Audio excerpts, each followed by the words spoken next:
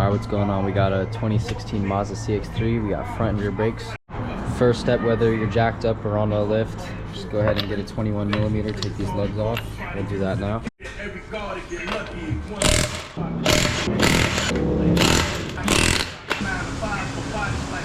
Alright, we got two 13s to take this caliper off. We got one here, one here.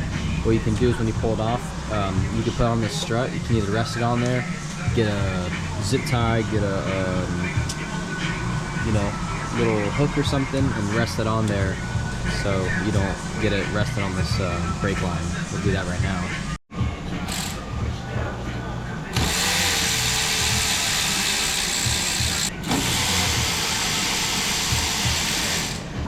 Here's the hook. This is what I'm using.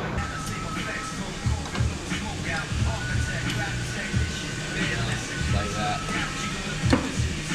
Alright, so mine's just resting just like that. We'll compress the piston a little bit here. But now we need two 17s. Well, 2 bolts. Take this guy off right here. And this guy here. This is our caliper bracket holding the pads and caliper in. We'll also just kind of pull these pads off in a second here. These guys just come right on out. Just like that. There you go.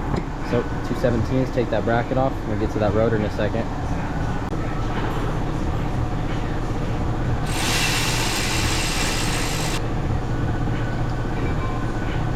Like that.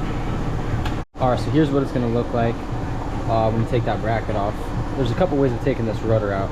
You can either bang it out. If you're replacing the rotors, you can bang it out from the rotor right here, just from the back of it. If you're not, you can bang it on the hub right there, the rotor. And then it comes with a little hole as well, a little screw hole, or a little bolt hole right here. It's threaded. I believe this is a 10 by 1.25 millimeter bolt here.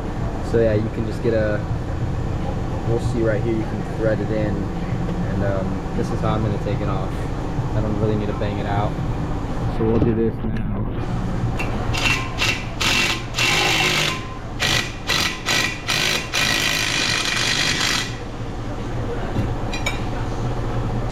And just a tip as well, don't ever use the bolts that actually come off of the caliper to use that for the rotor, because these bolts will strip and then you'll have to buy a new replacement bolt.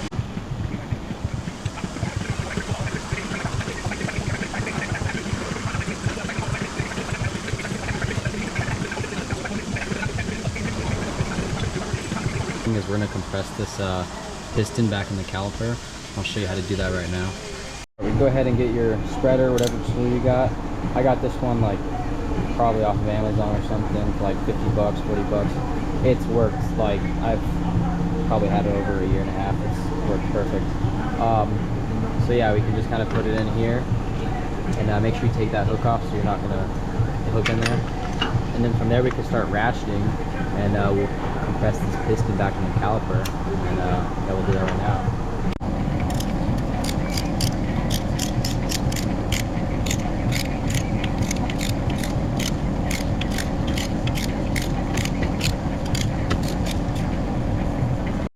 Alright, so it seats back in there perfect. We'll get to reinstallation steps now. Looking pretty. Just like that. What I like to do as well, just so the the rotor doesn't move everywhere, just put a lug there, so just in case it doesn't fall off or anything like that. Be good.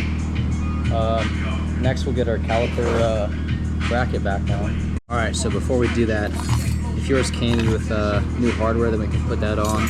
What I like to do first is just compare it, make sure it looks the same, and kind of inspect how we're going to put the new hardware on. So just pop this guy off just like that.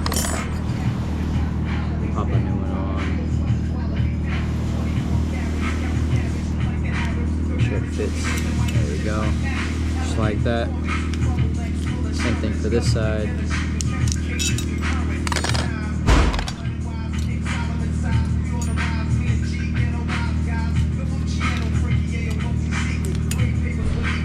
Just like that. And we can put our bracket back on there.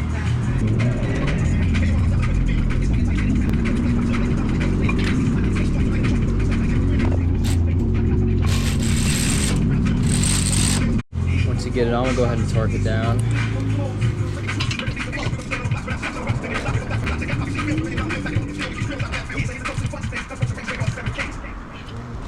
Next, we'll go ahead and grease up the back of our pads here. This I put a lot as an example, but yeah, like this. Just go ahead and put it everywhere you can, the pad, just get it nice and greased up on the back so there's no noise. I don't want to have any comebacks. I also like to put it right here on the bottom because this is where we're going to get the contact of our metal, wipe that off, clips. So we'll get the bottom of that, and we'll get the top of this guy as well. Alright, put our pads back on here. And then the one with the little metal wear bar, we're going to put that on the back side. Alright, so now we got this caliper on. It's just a 13. If you need to, you can use some vice grips or something to hold this nut that might be spinning around here. But yeah, we'll get the wheel on and then we'll head to the rear pads after that. Alright, so for the rear brakes, we're going to be doing pretty much the same exact thing, just a little bit different sized bolts. But yeah, 21mm though for the lugs. Alright, so for this guy, it's going to actually be a 14mm for your caliper right here. So we'll do that and we'll get back to it.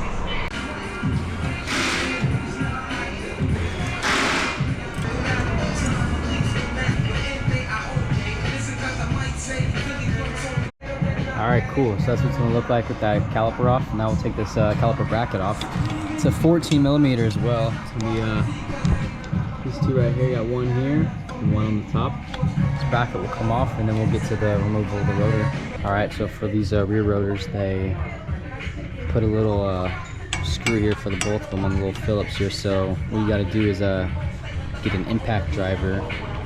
You know, you could possibly use just a normal impact gun, but that might strip it. So the best way to approach the situation is get an impact driver. It's just like this. Get your little bit on there, and then you can use a mallet to bang it out. That one came out pretty easy with this top one. There you go.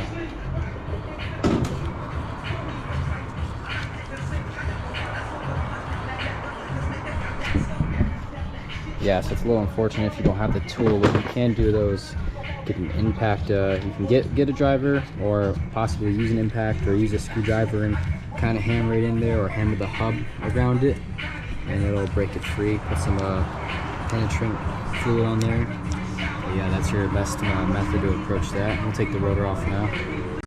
All right, so back to the rears here. I'm gonna go ahead and put our rotor on. Put your hands up. Like that.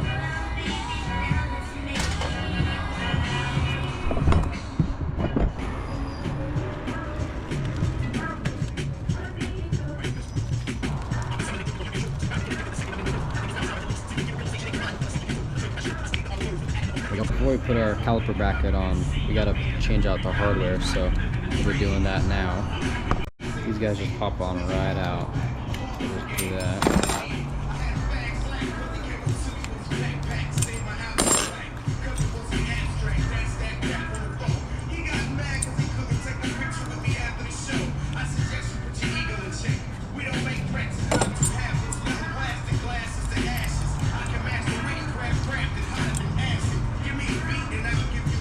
That will put this bracket back on now. Alright, so unfortunately we're gonna need a kind of special tool to compress this piston.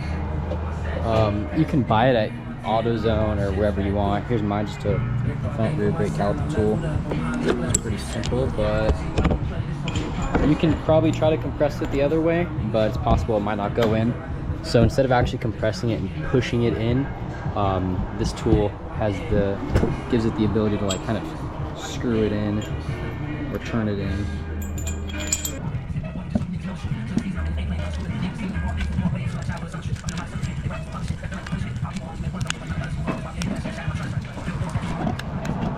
There we go. Alright Alright, once you put a little grease on them pads, we'll go ahead and slap these guys back in there. Alright, now that we got that on, pads, go ahead and put this caliper back on, get these bolts back on as well. Alright, now that we got everything on this side, we'll go ahead and put the wheel back on, and then do the same thing for the other side. That'll be it. Thank you for watching.